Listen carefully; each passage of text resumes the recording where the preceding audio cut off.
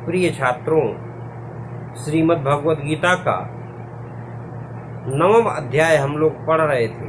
9वें अध्याय में हम लोगों ने 21वें श्लोक तक अध्ययन किया था।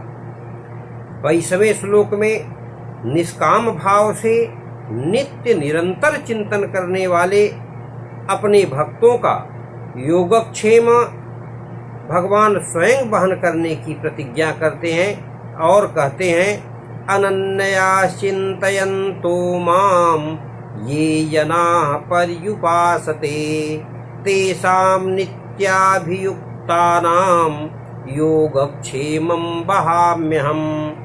ये अनन्याः जनाः, जो अनन्य प्रेमी भक्तजन माम चिंतयन्तः, मुझ परमेश्वर का नित्य निरंतर चिंतन करते हुए पर्युपासते, निष्काम भाव से भजते हैं, तेषाम नित्याभियुक्तानाम, तेषाम माने उन नित्याभियुक्तानाम, नित्य निरंतर मेरा चिंतन करने वाले पुरुषों का अहम योगक्षेमम वहामि, मैं स्वयं योग और क्षेम प्रदान करता हूँ।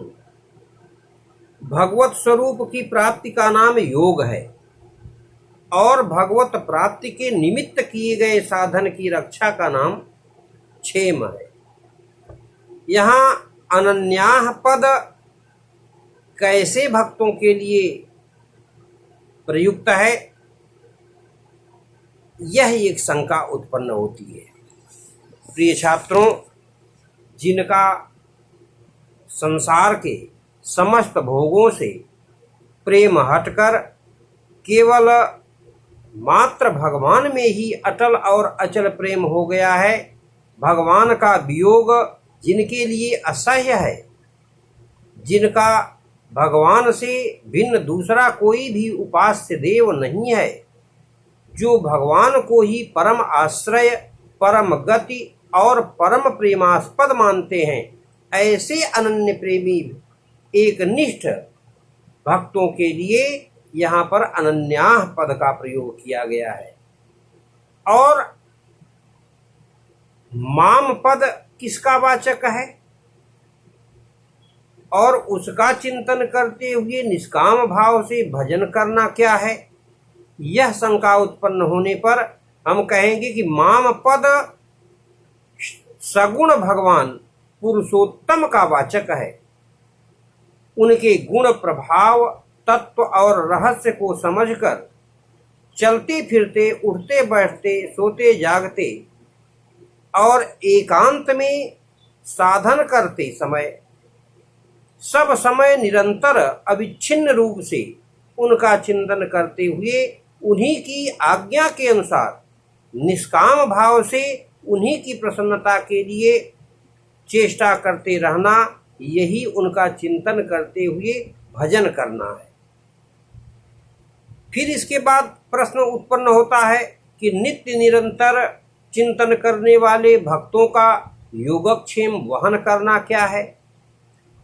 अप्राप्त की प्राप्ति का नाम योग है और प्राप्त की रक्षा का नाम योग है, क्षेम है। अप्राप्त की प्राप्ति का नाम योग है और प्राप्त की रक्षा का नाम क्षेम है। अतः भगवान की प्राप्ति के लिए जो साधन उन्हें प्राप्त है, उन सब प्रकार के विघ्न बाधाओं से बचाकर उसकी रक्षा करना और जिस साधन की कमी है उसकी पूर्ति करके उसे स्वयं प्रदान करना, उसकी प्राप्ति करा देना, यही उस प्रेमी भक्त का योगक्षेम चलना है। प्रिय छात्रों, भक्त प्रहलाद का जीवन इसका सुंदर उदाहरण है। हिरण्यकश्यप द्वारा उसके साधन में बड़े बड़े विघ्न उपस्थित किए जाने पर भी सब प्रकार से भगवान ने उसकी रक्षा करके अंत में उसे अपनी प्राप्ति करवाई। फिर इसके बाद इस श्लोक में एक प्रश्न उत्पन्न होता है कि भगवान साधन संबंधी योगक्षेम का वहन करते हैं, यह तो ठीक ही है, परंतु क्या जीवन निर्वाहोपयोगी लौकिक योगक्षेम का भी वे वहन करते हैं? इस शंका के समाधान के लिए हम कह सकते हैं कि जब संपूर्ण विश्व के छोटे बड़े अनंत जीवों का भरण पोषण भगवान ही करते हैं, कोई भजता है या नहीं, इस बात की परवाह न करके जब स्वाभाविक ही परम सुहृद भाव से समस्त विश्व के योगक्षेम का सारा भार भगवान उठा रखा है, तब अनंत भक्त का जीवन भार वे उठा ले, इसमें तो कहना ही क्या। बात यह है कि जो अनन्य भक्त नित्य निरंतर केवल भगवान का चिंतन करते हैं, जो अनंत भक्त निरंतर केवल भगवान का ही भजन करते हैं, भगवान को छोड़कर दूसरे किसी भी विषय की कुछ भी परवाह नहीं करते हैं, ऐसे नित्याभियुक्त भक्तों की सारी देखभाल भगवान ही करते हैं।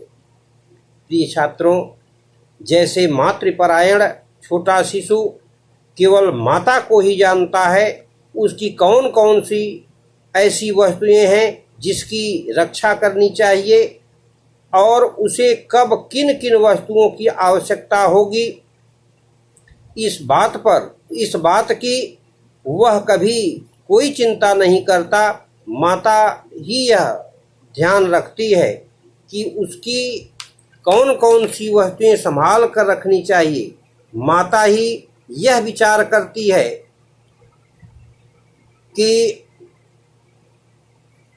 माता ही यह विचार करती है कि इसके लिए कब किस वस्तु की आवश्यकता होगी। माता ही उन वस्तुओं की रक्षा करती है तथा ठीक समय पर उसके लिए आवश्यक वस्तुओं का प्रबंध कर देती है।